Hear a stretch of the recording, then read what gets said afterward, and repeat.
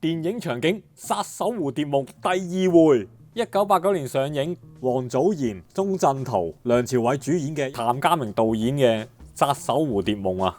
電影入邊有一個偏僻士多嘅場景咧，我相信都係相當之重要噶，因為呢個場景作為電影嘅首尾呼應啊，而且呢個景真係好靚，好想知喺邊度嚟。呢個問題纏繞咗我多年啊，最近終於俾我揾到啲好實在嘅資料啊！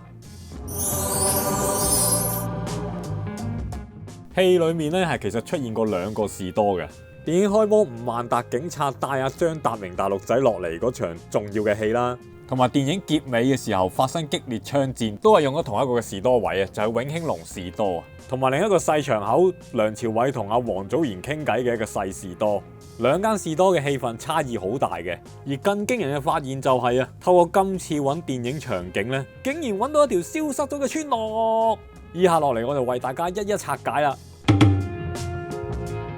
咁先講永興隆士多先啦。最初我揾到嘅線索呢，就係電影畫面裏面影到一啲好似寮屋號碼嘅嘢，TM 一抽數字咁樣啦。咁我就估 TM 唔通係屯門？值得一提啊！譚家明導演嘅另一套戲《最後勝利》都有拍過永興隆士多嘅噃。喺《最後勝利》嘅 end credit 嗰度直情係寫埋稔灣永興隆雜貨店添。同埋《最後勝利》嘅編劇係王家衛嘅，俾句山低佢先。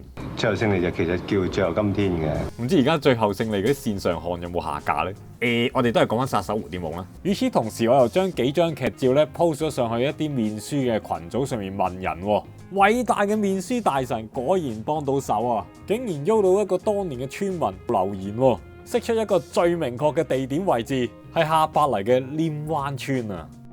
關於稔灣村嘅背景呢，我會喺呢條片嘅較後時間先至講啊。先講咗電影場景先，咁俾我喺呢個地政處揾到一張1983年7月嘅圖則，圖則嘅巨細無遺程度啊，連電線桿、電話桿嗰啲細微嘢都顯示到啊，得到好大量嘅資訊，勁 firm。所以我從呢張圖則可以完全擺翻晒當年嘅機位出嚟俾大家睇下噶。而家就逐個機位話俾你聽，睇圖。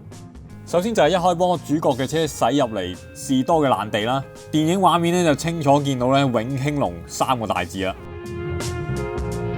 而透過呢個電影畫面咧，亦都數到夾埋士多在內咧係有7間排屋黐住咗噶。眾人落咗車之後咧，鐘鎮濤咧就由士多嗰邊行去雞欄嗰度咧，就似係想揾地方小便嘅。跟住下一個 shot， 吳萬達就同關海山坐低講數啊，就清楚見到關海山後邊有個雞欄啦。跟住呢個士多門口嘅機位擺得好靚啦，見到遠處嘅海景咧，就應該就係後海灣海景啦。然之後畫面一個反拍咧，前景就係關海山同吳萬達講數，後面搭住張達明嘅就係永興隆士多嘅門面啦。然之後就係講數場面嘅另一個 angle 啦。跳翻出嚟一個 daily wide， 鐘鎮濤行去架車度，背景就攞晒永興隆士多嘅正面啦。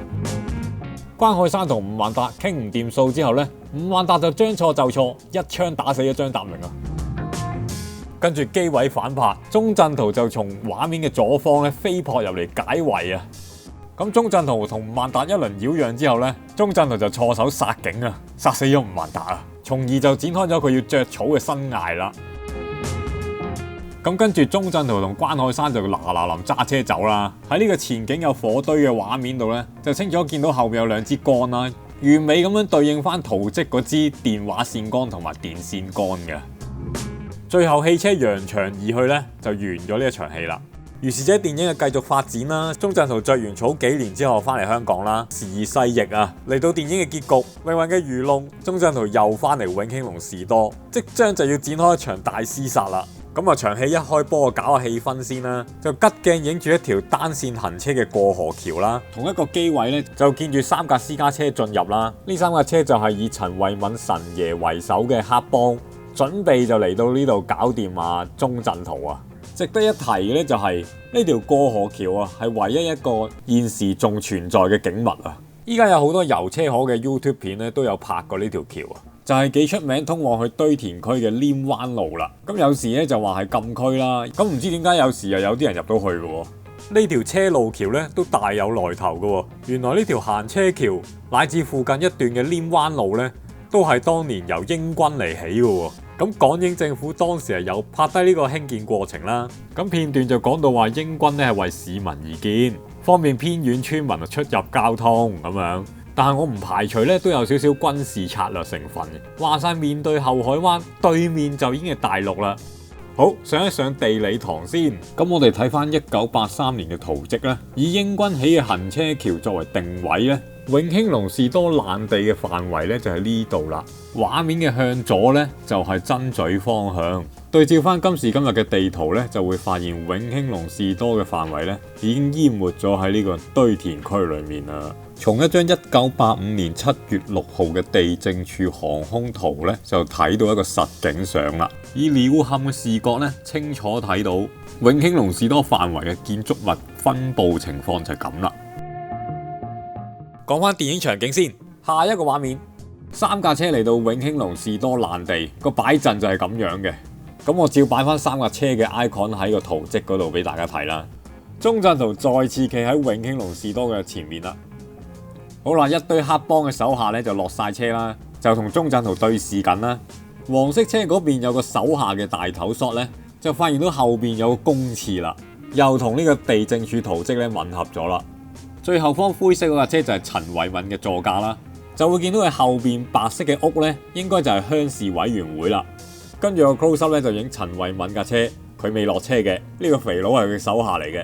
咁啊再清楚啲睇到後邊鄉事委員會白色嘅建築物啦，差唔多同一個機位嘅 wide shot，左後方就係陳慧敏嘅座駕啦，後邊大閘嘅白色屋咧就係鄉事委員會啦。鐘鎮濤舉槍呢個 shot 咧就見到畫面靠左咧就係電線桿啦。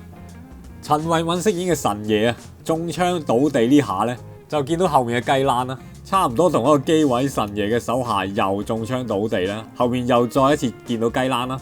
呢個機位就係陳慧敏嘅其中一個手下打出對鐘鎮濤最致命嘅一槍啊！最後就係典型冚包散大爆炸完場啊！配以梅艷芳嘅歌曲《裝飾的眼淚》啊！哇，個氣氛幾咁淒美啊！跟住講下電影裏面第2間士多仔啦。呢場戲咧純粹係梁朝偉同王祖賢嘅傾偈戲啊，一場好短嘅文戲啊。攝影機嘅機位咧亦都擺得唔多啊，所以就資訊量極少啦。咁冇辦法啦，我都將呢幾張劇照再一次向面書上面嘅村民咧打探消息啊。村民睇到劇照，迅速地就話到俾我聽，呢間叫壽記士多。果然厲害，同時間佢亦都可以透過一啲航空圖嗰度咧，指出到呢間壽記士多嘅位置俾我睇嘅，所以你話口耳相傳係幾重要呢？然之後我再從地政處嘅圖則嗰度咧，如果喺永興隆士多開車出發，沿住舊嘅稔灣路向真咀方向行一段路，相信沿海邊一帶嘅都係稔灣村啦。之後左手邊山坡上面咧會見到有小徑上去稔灣青年旅社，咁再前少少咧就應該就係壽記士多嘅位啦。即係話壽記士多嘅位置咧，其實就正正喺稔灣青年旅社嘅下邊啦。想象到當時入住青年旅社嘅青年咧，係需要落山下面壽記士多度先借到電話打嘅。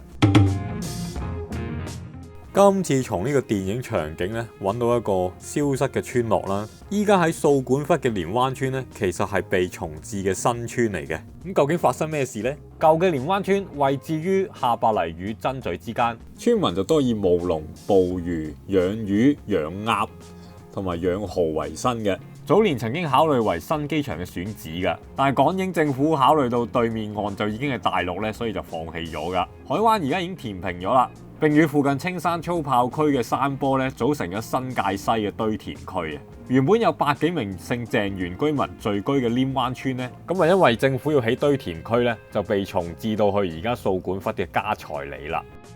咁我從地政處嘅航空圖啊，或者地政處嘅圖則，再加埋電影嘅畫面咧，其實可以睇到舊嘅稔灣村咧真係風光明媚啊！當中仲有唔少嘅設施添，裏面咧有稔灣小學，亦都有山坡上面嘅景觀，有鄉事委員會，包括咗一間稔灣青年旅社，一間紅色嘅小屋位處小山坡上面，哇，幾寫意！咁相信呢個青年旅社短短營運咗只有14年啦，唔知道有冇觀眾當年有去玩過呢？村內設有一所稔灣村公立學校，咁就有一張第13屆畢業生嘅大合照，同埋喺呢個歷史檔案館裏面揾到學校嘅檔案文件等啦。至於想話望下舊村裡面嘅面貌呢，我就真係無能為力啦，只能夠從呢個青年旅社嘅角度呢，隱約可以望到山下面村嘅環境都真係非常之優美。總之有300幾年歷史嘅稔灣舊村呢，就埋藏咗喺堆填區下邊啦。歡迎分享、讚好、留言，當然係最好就訂閱埋我嘅頻道啦。歡迎加入會員支持本頻道營運，亦都可以 Super Fans 請我飲杯咖啡㗎。下次再見，拜拜。